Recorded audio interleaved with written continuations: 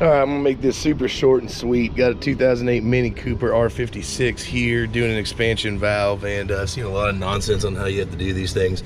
They tell you need a specialty tool. That's the new one installed. I'm just gonna show you real quick. So the back plate that holds the expansion valve actually just rides on the lines and it can move.